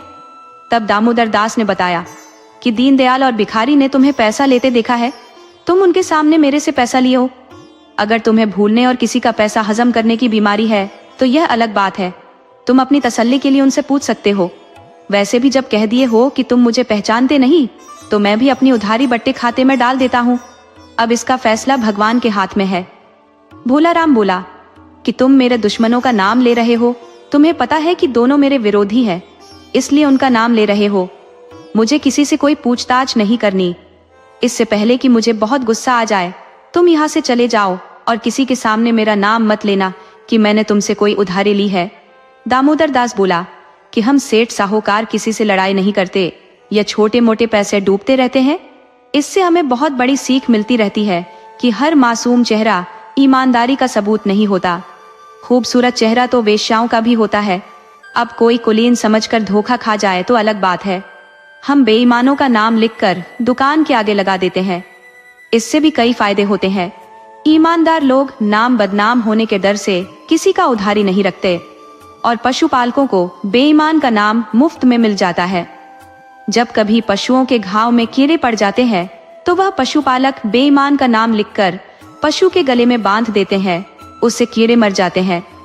इतना कह दामोदर दास जल्दी से वहां से चल दिया। हालांकि भोला राम की पत्नी उसे मना कर रही थी कि आपको बेईमानी नहीं करनी चाहिए, आप अपना व्यवहार खराब कर रहे हो, फिर आपको कोई उधारी नहीं देगा। परिस्थितियां हमेशा एक सी नहीं रहती, फिर दोबारा से बुरे दिन आ सकते हैं। भोला राम बोला कि तुम औरत हो, तुम्हें कुछ नहीं पता, इसलिए घर के अंदर जाओ। मैंने कोई गलती नहीं की है। ये सेठ खतरनाक डाकू होते हैं जो मीठे बोल बोलकर लूटते हैं। ये रोज 100 को लूटते हैं। एक दिन मैं लूट लिया तो कोई बुरा नहीं किया। उधर दामोदर दास दीनदयाल के पास आया तो दीनदयाल उसे देखकर बहुत खुश हुआ। उसे अपने बैठक में बैठाया, पीने को पानी दिया तथा पत्नी से बोला कि भाग्यवान, सेठ जी बहुत दूर से चलकर आए हैं, उनका पैर धो दो। पत्नी पानी लेकर आ भी गई थी, मगर सेठ ने मना कर दिया। बोला कि बहन, तुम्हें पति के अलावा दूसरे के पैर नहीं धोने चाहिए। आप घर के अंदर जाओ, मैं खुद अपना पैर धो लूंगा। आप मेरे लिए भोजन का प्रबंध करो, बस मेरे लिए वही काफी है। औरत घर के अंदर चली गई तो दामोदर दास सेठ ने दीनदयाल से बताया कि मैं भोला राम के यहाँ तगादा करने आया था, मगर उसने मुझे पहचानने से ही इनकार कर दिया और मुझे ठग और बेईमान कहने लगा। वैसा मक्कार आदमी मैंने कहीं नहीं देखा। तब दीनदयाल ने बताया कि यह उसका पुराना धंधा है, कभी किसी का लिया पैसा या कोई भी सामान नहीं लौटाता। कोई ऐसा नहीं है जिससे कि वह उधारी न लिया हो, मगर उसने लौटाना सीखा ही नहीं है। मेरे से एक बार 10 सेर अनाज ले गया था, मगर जब मैंने उससे लौटाने की बात की तो बोला कि तुम कब से सेठ बन गए कि उधारी देने लगे, तुमने मेरे को कोई उधारी नहीं दिया है। तब मैं उससे थोड़े से अन्न के लिए उलझना ठीक नहीं समझा। पिछले साल अपने बेटे का ब्याह किया, उसमें डोली के कहार और बाजा वाले आए थे। ब्याह के बाद उन्हें यह कहकर विदा कर दिया कि अगले महीने सबका पैसा दे दूंगा, अभी हमारे पास नहीं है। तो सभी चले गए, मगर महीने के आखिर में आ गए तो भोला राम पहचानने से इनकार कर गया कि कैसा पैसा। बाजा वाला बोला कि भाई, आपके बेटे के ब्याह में बाजा बजाया हूँ। तो भोला राम बोला कि भैया, शायद तुम उस घर का पता भूल गए हो जहां तुमने बाजा बजाया था। हमारे घर तो कोई बेटा है ही नहीं, तो मैं क्या अपने ब्याह में बाजा बजवाया हूँ। बाजा वाला बोला कि भैया, मेहनत की कमाई है, बेईमानी मत करो, हमारा पैसा दे दो। तब भोला राम लड़ाई पर उतर आया तो बाजा वाला रोता बिलखता चला गया। तभी डोली के कहार भी आ गए। वह अपना पैसा मांगने लगे तो भोला राम ने कहा कि तुम सब पगला गए हो।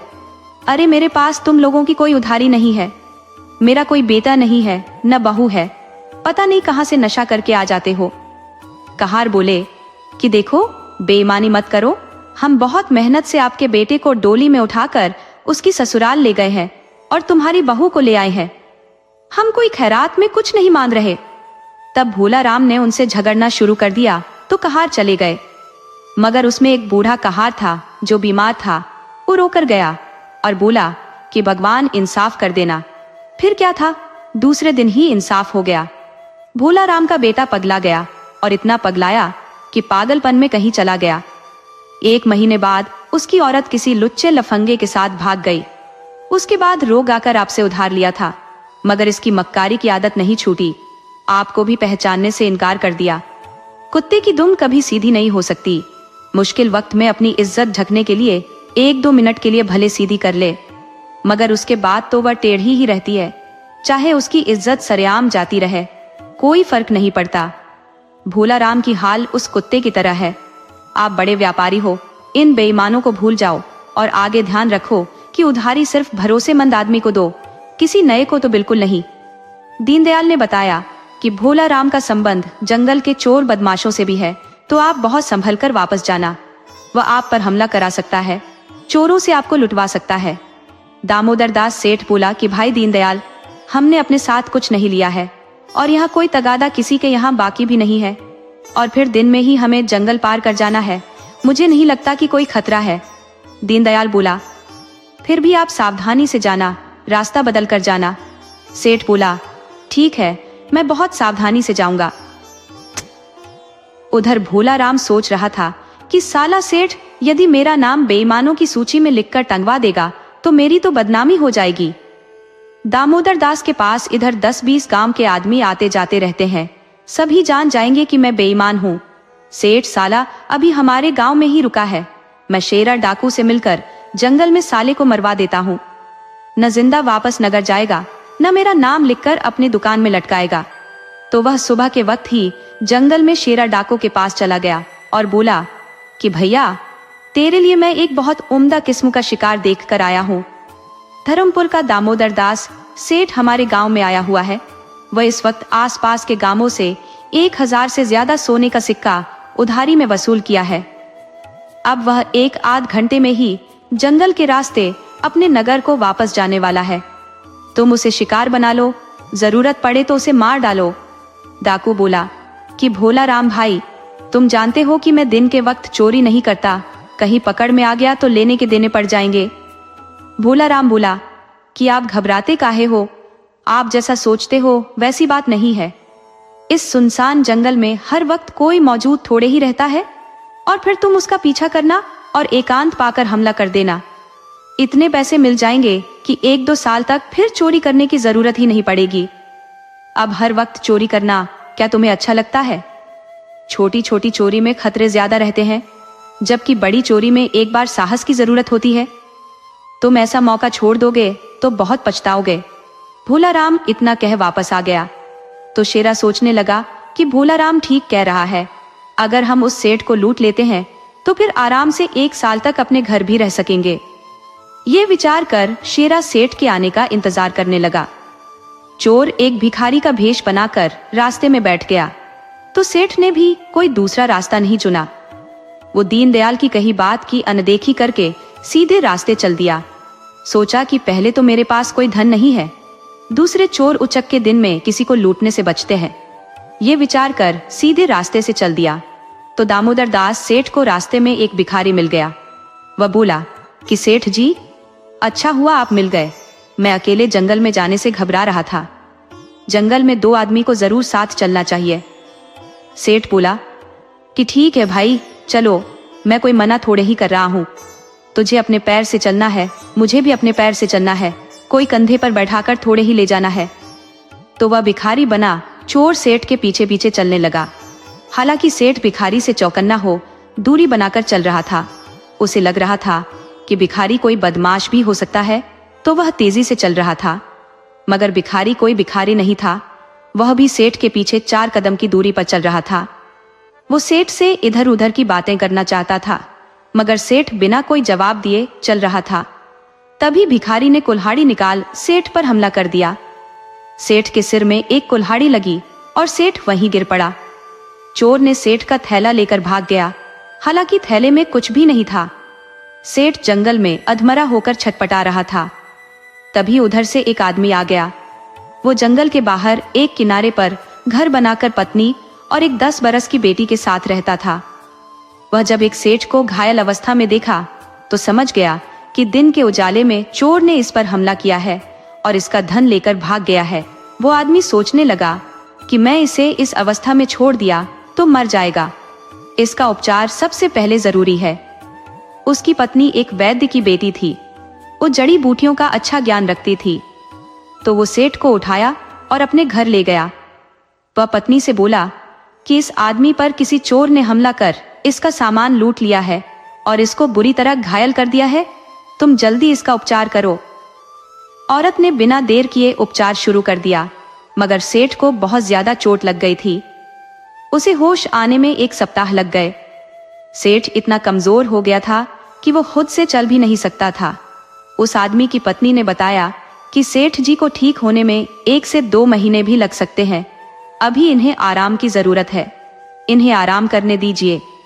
दोनों पति पत्नी जंगल से बाहर थोड़ा बहुत खेती करते थे और जंगल में से औषधि चुनकर कभी कभी नगर में बेच दिया करते थे। यही उनकी दिनचर्या थी। दोनों जब काम पर चले जाते तो सेठ की सेवा, उसकी देखरेख उनकी छोटी सी बेटी करती। उधर सेठ की पत्नी सेठ के वापस नहीं लौटने पर काफी परेशान थी। वह अपने मुनीम को किशनपुर दीनदयाल के पास पता लगाने के लिए भेजी कि सेठ जी आए थे या नहीं आए थे। तब दीनदयाल ने बताया कि वह आए थे, मेरे घर ठहरे भी थे, मगर सुबह में चले गए थे। क्या वह अब तक घर नहीं लौटे हैं? तब मुनीम बोला कि भैया, मुझे क्या पागल कुत्ते ने काटा है जो सेठ के घर में रहते हुए इतनी दूर पता लगाने आ जाता। सेठ जी घर नहीं गए हैं, आप लोग उन्हें पता लगाओ कि सेठ का क्या हुआ। वो इतना कह नगर लौट आया और सेठानी को बताया कि सेठ जी दीनदयाल के पास ही ठहरे थे, मगर सुबह में घर के लिए चल दिए थे। इस बात की खबर भी मैं कई लोगों से लगा लिया हूँ। हाँ, उनकी झड़प भोला राम से भी हुई थी। शायद भोला राम ने ही कोई चाल चली हो और सेठ को मरवा दिया हो। सेठानी यह बात सुन सीधे राज दरबार चली गई और राजा से बताई कि मेरा पति दामोदर दास सेठ करीब 15 दिन से लापता है। वह किशनपुर गांव गए थे। वहां भोला राम नाम के आदमी के पास उनका बकाया था। वहां अपना बकाया वसूलने गए थे, मगर वह आदमी मेरे पति को ही गायब कर दिया है। महाराज, आप मेरी मदद कीजिए। राजा ने इस बात को गंभीरता से लिया और वह अपने कुछ सैनिक किशनपुर भेज दिया और बोला कि भोला राम को पकड़कर दरबार में हाजिर करो। सैनिक राजा के आदेश का पालन किए और भोला राम को पकड़कर राज दरबार ले आए। राजा ने भोला राम से सेठ दामोदर दास की जानकारी मांगी कि क्या दामोदर दास को जानते हो? तो भोला राम राजा को बरगला नहीं सका। वह जानता था कि राजा झूठ बोलने वाले को फांसी चढ़ा देते हैं, तो स्वीकार कर लिया कि हाँ महाराज, मुझसे गलती हुई है। मैं सेठ से 100 चांदी के सिक्के बुरे वक्त में उधार लिए थे, मगर लालचवश हम उसे लौटाना नहीं चाहते थे, तो सेठ को पहचानने से इनकार कर दिया। सेठ ने भी धमकी दी कि मैं बेईमान का नाम लिखकर दुकान के आगे लगवा दूंगा, तो मैं बदनामी के डर से सेठ को मारने का फैसला ले लिया और मैं सेठ को मरवाने के लिए जंगल के नामी चोर शेरा का सहारा लिया। अब आगे की कहानी शेरा जानता है कि सेठ को मारकर जंगल में कहां छिपा दिया है। राजा ने सैनिकों को आदेश दिया कि शेरा डाकू को हर हाल में गिरफ्तार करके लाओ। तो सैनिक जंगल में शेरा डाकू के ठिकाने पर छापा मारकर उसे गिरफ्तार कर लिए और उसे पकड़कर राजा के पास ले आए। राजा को उसकी तलाश कब से थी, मगर आज पकड़ में आया था। राजा ने उससे पूछा कि तुमने सेठ दामोदर दास की हत्या की है? तो शेरा ने स्वीकार किया कि हाँ महाराज, मैंने सेठ को अधमरा छोड़कर उसका थैला लूट लिया था। मगर मेरे मुखबिर भोला राम ने मेरे साथ छल किया था। वह अपने किसी स्वार्थ के लिए मुझसे सेठ पर हमला करवाया था। मुझे झूठी जानकारी दी थी कि सेठ के थैले में 1000 स्वर्ण मुद्रा है, मगर मेरे को उस थैले से 1 कौड़ी भी नहीं मिली। महाराज, मैं मानता हूँ कि मैंने गुनाह किया है, मगर सबसे बड़ा गुनहगार भोला राम भी है। राजा बोला कि तो तुम्हें नहीं पता कि सेठ जिंदा बचा या मर गया?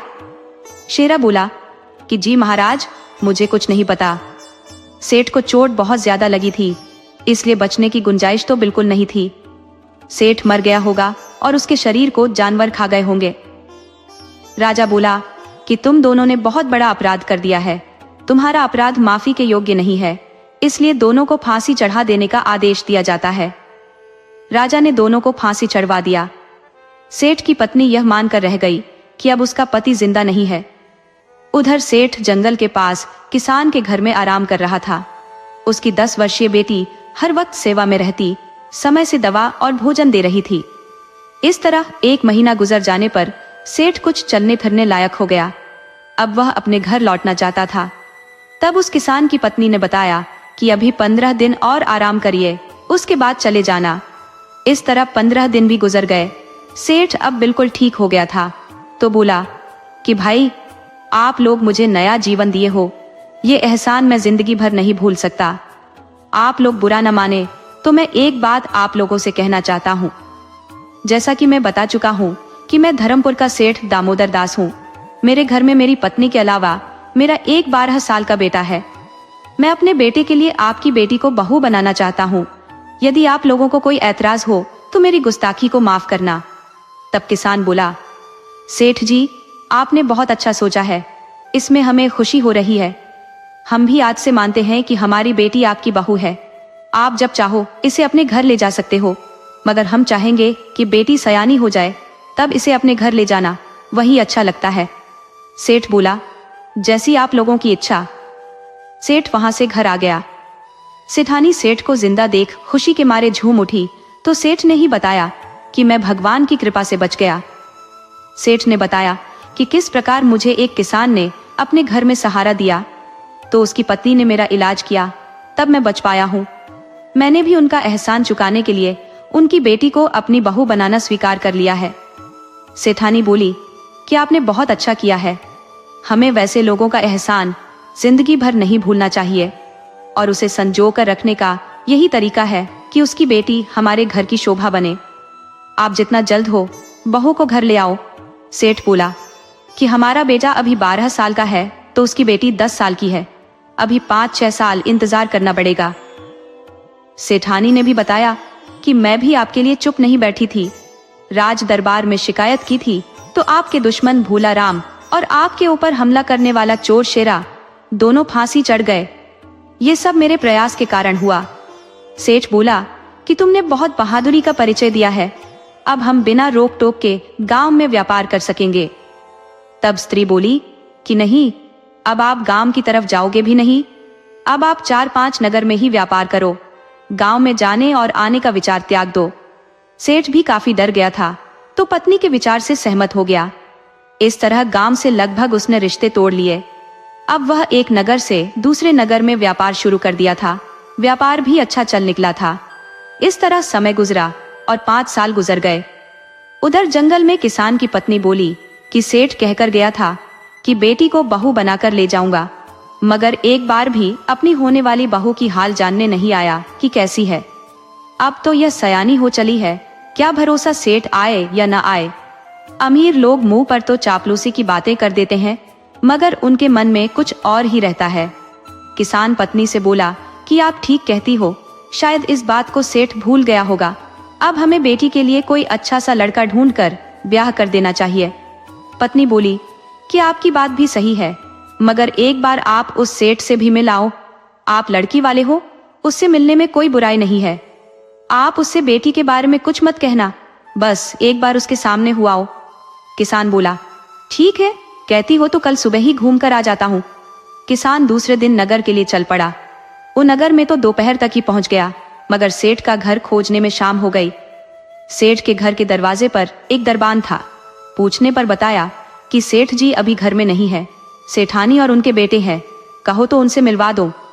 किसान बोला, हाँ उनसे ही मिलवा दो। तो दरबान घर के अंदर जाकर सेठानी से कहा कि कोई जंगल पार गांव से सेठ से मिलने आया है। जंगल पार गांव का नाम सुनते ही सेठानी भड़क उठी कि मुझे अब जंगल पार या जंगल के इस पार के किसी आदमी से नहीं मिलना। मुझे गांव वालों से कोई मतलब ही नहीं है। उस आदमी से कहो कि यहाँ से जाए। दरबान बाहर आकर बताया कि सेठानी आपको यहाँ से चले जाने को बोली है, उन्हें अब किसी गांव वाले से नहीं मिलना। किसान निराश हो जाने के लिए पीछे घूमा कि सेठ वहां आ गया था। सेठ ने तुरंत किसान के चरण छू लिए और बोला कि आप यहाँ से कैसे जा सकते हो? सेठानी आपको नहीं जानती इसलिए ऐसा बोल दी है। मैं सेठानी की तरफ से आपसे माफी मांगता हूँ। आप सभी बात छोड़कर यह बताओ कि मेरी बहू कैसी है, क्या मैं अब उसे अपने घर ला सकता हूँ? सेठ ने बताया कि मैं 4-5 नगरों में व्यापार के सिलसिले में फंस गया था, इसलिए आपके पास नहीं आ सका, मगर अब आपके साथ ही बहू को लाने आपके घर चलूंगा। सेठ ने सेठानी से बताया कि मुझे जीवन देने वाले यही है, इनकी पत्नी है और इनकी बेटी है, जिसे मैं अपनी बहू मान चुका हूँ। सेठानी ने भी किसान से माफी मांग ली तथा तुरंत भोजन का प्रबंध किया। किसान को घर के अंदर पलंग पर सुलाया। सेठ ने खुद पंखा झलकर किसान को भोजन खिलाया। किसान इस बात से गदगद हो गया। वह खाना खा लेने के बाद तब विस्तार से बताया कि हम किस प्रकार परेशान हो गए थे, हमें लगा था कि आप भूल गए हो। इस तरह बातें करते दोनों ने रात बिता दी। सुबह में किसान अपना खुद का ताना लेकर और बेटे को साथ लेकर किसान के घर गया और किसान की बेटी को बहू बनाकर अपने घर ले आया। किसान की बेटी समय के साथ बहुत चतुर हो गई थी। सेठ के दिन ठीक से गुजर रहे थे। अब बाहर का कारोबार सेठ का बेटा मोहन देखने लगा था। जैसा कि व्यापार कई अन्य नगरों तक फैला हुआ था, बहुत दूर दूर के व्यापारी उससे सामान खरीदने आते रहते थे। मोहन भी अपने से जुड़े व्यापारियों के यहाँ तगादा के लिए जाता रहता था। उसे एक नगर से दूसरे नगर आने जाने में कई दिन लग जाते थे। वह आगमपुर नगर में सबसे ज्यादा जाता था, वहां का व्यापार सबसे ज्यादा का था। आते जाते उससे जुड़े हुए किसी व्यापारी ने बताया था कि मोहन, तुम जब भी व्यापार के लिए जाना तो एक बात का ख्याल रखना, चाहे कितनी भी मजबूरी हो, परंतु रास्ते में एक गांव है पापनगर, वहां कभी मत रुकना, क्योंकि वहां का बच्चा बच्चा भी लुटेरा है। दामोदर दास इस बात का हमेशा ख्याल रखते थे। वह गांव नगर जाते वक्त रास्ते में ही पड़ता था, तो दामोदर दास पहले से भुक्तभोगी थे, दूध का जला छाछ भी फूंक कर पीता है। दामोदर दास ने कभी उस गांव में ठहरकर पानी भी नहीं पिया था। वह अक्सर मोहन को समझाते रहते कि जब भी आगमपुर जाते हो तो पाप नगर को याद रखना। अब कुछ दिन से दामोदर दास की तबीयत ठीक नहीं थी, तो मोहन को अपने नगर से लेकर अन्य नगरों का व्यापार खुद देखना पड़ रहा था।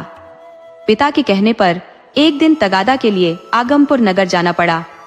दामोदर दास हर बार मोहन को समझाकर भेजते थे कि पाप नगर का ध्यान रखना, मगर इस बार अपने बेटे से यह बताना भूल गए कि रास्ते में कभी रुकने की जरूरत पड़ी तो पाप नगर में कभी मत रुकना, वहां के लोग बहुत बदनाम और बुरे हैं।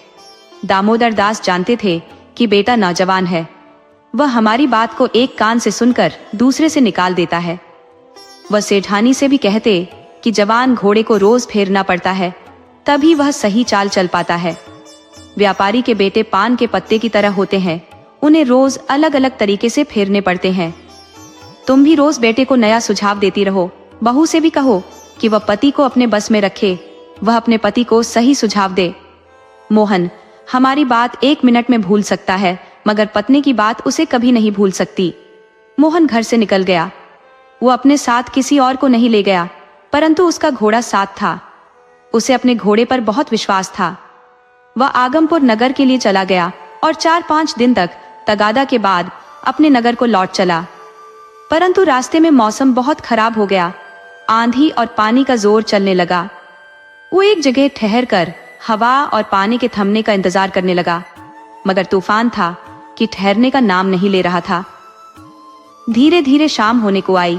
मोहन को डर सताने लगा कि कहीं रात हो गई और मैं सुनसान जगह पर फंसा रहा तो चोर या लुटेरे मेरे को लूट लेंगे, क्योंकि उसके पास तगादे की एक बड़ी रकम पास थी।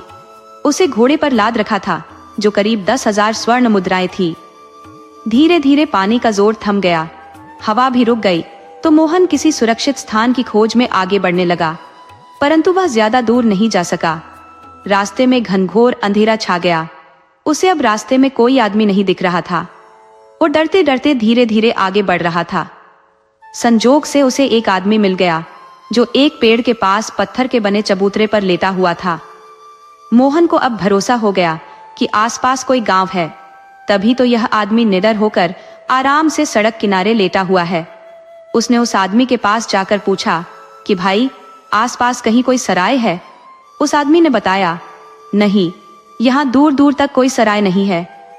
तो मोहन ने पूछा, तो क्या आसपास गांव है और गांव में कोई ऐसा आदमी है जिसके घर ठहरा जा सके? उस आदमी ने बताया कि गांव तो है, परंतु कोई भी घर किसी भले आदमी के ठहरने लायक नहीं है। अच्छा होगा तुम अगले गांव में चले जाओ, वहां के लोग नेक दिल इंसान है। मोहन ने पूछा, अगला गांव कितनी दूरी पर है? तो वह आदमी बताया कि यही कोई 5-6 कोस की दूरी पर है। मोहन बोला, भाई क्यों मजाक करते हो? रात में 5-6 कोस चलना क्या आसान काम है? क्या अंधेरे में मेरा घोड़ा चल पाएगा? हम घोड़े के साथ कहीं गिर भी तो सकते हैं। आप मजाक छोड़ो और मुझे यहीं आसपास कोई सुरक्षित स्थान बताओ। तो वो आदमी बोला कि तुम सचमुच सुरक्षित स्थान पर ठहरना चाहते हो तो इस गांव से बाहर चले जाना। वहां एक बूढ़ा आदमी रहता है। वह अपने जमाने में मशहूर चोर था, परंतु अब एकदम साधु बन गया है। आप उसी के पास चले जाओ। तुम भूल से भी गांव में मत रुकना। कोई कितना भी लालच दे तब भी मत रुकना। अच्छा भोजन और ठहरने का स्थान दे तब भी मत रुकना। मोहन ने सोचा, यह आदमी कुछ सिर फिरा लगता है। भला ये कैसे हो सकता है कि पूरा गांव चोर हो और वो बूढ़ा चोर साधु कैसे है? मैं तो किसी के भी पास रह लूंगा।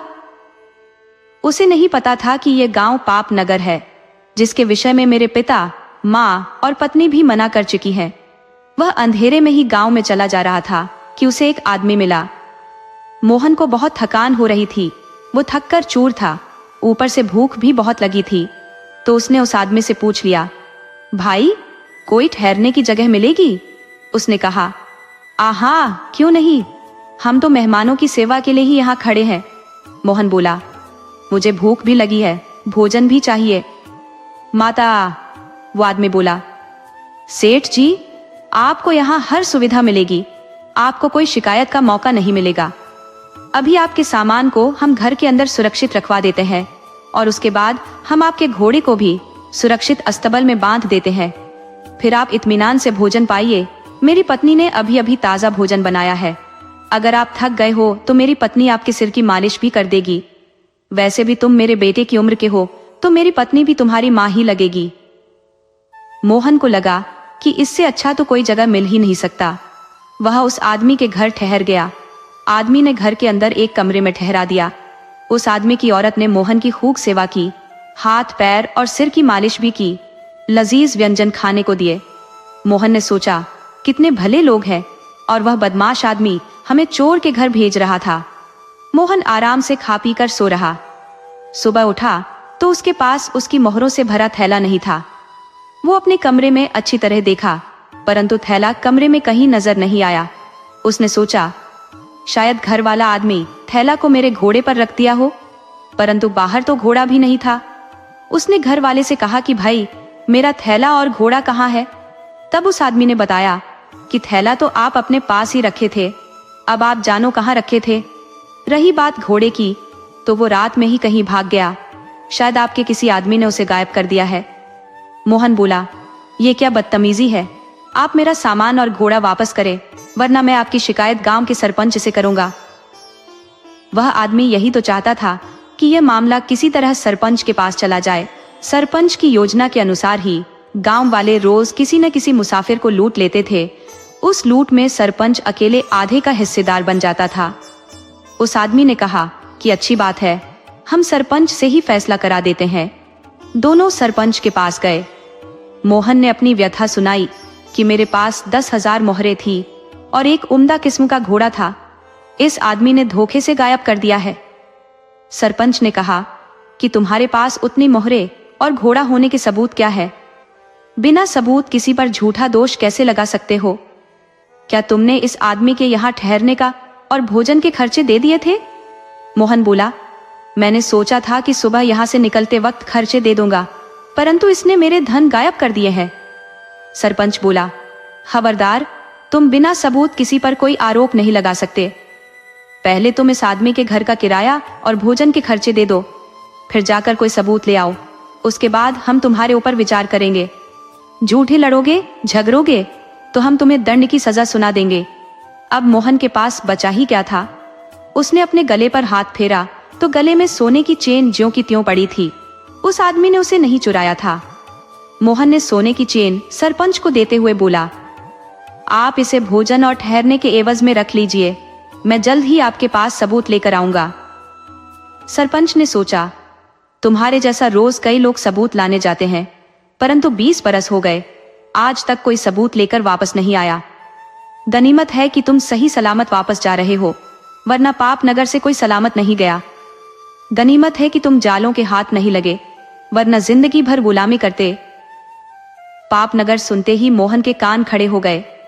वह समझ गया कि यह वही गांव है जहां आने से मेरे माता पिता और पत्नी मना करते थे, मगर मेरी तो मति मारी गई थी। मोहन मन मसोस कर उस आदमी के पास गया जो उस पेड़ के पास लेटा था और उसे आगाह किया था कि गांव वाले अच्छे आदमी नहीं है, तुम उस बूढ़े के पास चले जाना जो गांव के बाहर रहता है। मगर मोहन ने उसकी बात अनसुनी कर दी थी। अब रोते हुए मोहन ने अपनी व्यथा उस आदमी से सुनाई कि भैया, मैं तुम्हारी बात नहीं मानकर लुट चुका हूँ, आप मेरी कोई मदद करो। उस आदमी ने कहा कि अब लुट चुके हो तो मैं क्या मदद कर सकता हूँ। मैंने तो पहले ही मना किया था कि किसी भी परिस्थिति में गांव में मत रुकना, मगर तुम मेरी बात माने ही नहीं। मैंने तो यहाँ तक कहा था कि सब चोर है। अब तुम खुद सोचो कि मैं अकेला आदमी पूरे गांव के बदमाशों और उस चोर सरपंच से कैसे लड़ सकता हूँ। फिर भी कुछ विचार करता हूँ, तुम इत्मीनान से बैठो। उस आदमी ने कुछ विचार कर कहा कि कल इस रास्ते से राजा की सवारी निकलने वाली है, तुम राजा की सवारी के सामने लेट जाना और राजा जब पूछे तो उससे अपनी व्यथा बता देना। मैं तुम्हारी गवाही के लिए साथ रहूंगा, अब राजा ही इसमें कुछ कर सकता है। मोहन उस आदमी के साथ ही उस चबूतरे पर ठहर गया। दूसरे दिन दोपहर में राजा अपने सैनिकों के साथ पैदल ही आ निकला तो मोहन राजा के सामने लेट गया। राजा ने उसके इस तरह लेटने का कारण पूछा तो मोहन ने बताया कि मैं धर्मपुर के सेठ दामोदर दास का पुत्र मोहन हूँ। मैं अपने पिता के कारोबार के पैसे कई नगरों से वसूल कर लौट रहा था। परसों रोज मौसम ज्यादा बिगड़ जाने के कारण अपने नगर नहीं लौट सका। रात होने के कारण पाप नगर में ही रुकना पड़ा, परंतु जिसके घर ठहरा उसने मेरे 10,000 स्वर्ण मुद्रा और घोड़ा गायब कर दिया। जब सरपंच के पास शिकायत लेकर गया तो वो सबूत की मांग कर मेरे गले का चेन भी उतरवा लिया। राजा बोला, सबूत मांगकर सरपंच ने कोई गलती नहीं की है, मैं भी बिना सबूत तुम्हारी कोई मदद नहीं कर सकता। तब वो आदमी जो पेड़ के पास चबूतरे पर लेटा था वह आया और राजा को सलाम कर बोला, महाराज, मेरा परिश्रम सफल हुआ, मैं गवाह हूँ इस युवक का। मैंने देखे हैं कि इसके पास उम्दा घोड़ा था, इसके पास काफी धन भी था। मैंने इसे सलाह भी दिया था कि इस गांव में न ठहरे, परंतु यह लड़का भयवश आगे नहीं बढ़ सका। वो आदमी राजा का ही गुप्तचर था। वह बहुत दिनों से किसी बड़े सबूत के चक्कर में यही ठहरा हुआ था। अब जाकर गांव के सरपंच और गांव वालों के खिलाफ बड़ा सबूत मिल गया था। राजा ने सैनिकों को आदेश दिया कि सरपंच को गिरफ्तार करके लाओ। सैनिक सरपंच को पकड़कर ले आए। सरपंच को उम्मीद ही नहीं थी कि वो कभी पकड़ा जाएगा। उसने अपना गुनाह कबूल कर लिया कि गांव में जितने चोर हैं उसका सरदार वही है। राजा ने मोहन का घोड़ा तथा मोहरों का थैला दिलवा दिया और पूरे गांव के चोरों की संपत्ति जब्त कराकर चोरों को जेल में डलवा दिया। मोहन अपना पैसा और घोड़ा लेकर घर गया और अपनी आप बीती माता पिता से सुनाई तो वह चकित रह गए कि हम तुम्हें रोज तोते की तरह रटाते थे, पर फिर भी जाल में फंस गए। हमें पता था कि वह गांव कुल्लटा औरतों का गांव है, चोर उन्हें अपनी पत्नी बनाकर उन्हीं के सहारे लूटते हैं। मोहन ने बताया कि पिताजी, अब वे नहीं लूट पाएंगे। मैंने राजा से शिकायत कर दी थी तो राजा ने गांव को ही उजाड़वा दिया है। अब वहां राजा के सैनिक लग गए हैं। इस तरह सेठ खुशी खुशी रहने लगा। कहानी से सीख, बुजुर्गों की सलाह और अनुभव सोने से भी कीमती होते हैं। जो बड़ों की बात नहीं मानता उसे अक्सर ठोकर खानी पड़ती है। बेईमानी का रास्ता हमेशा तबाही की ओर ले जाता है और सच्चाई की जीत देर से ही सही पर होती जरूर है। अगर आपको हमारी कहानी अच्छी लगी हो तो हमारे चैनल को सब्सक्राइब करें, लाइक करें और कमेंट बॉक्स में राधे राधे जरूर लिखें। आपसे पुनः मिलते हैं एक नई वीडियो के साथ। तब तक के लिए आपको और आपके पूरे परिवार को राधे राधे।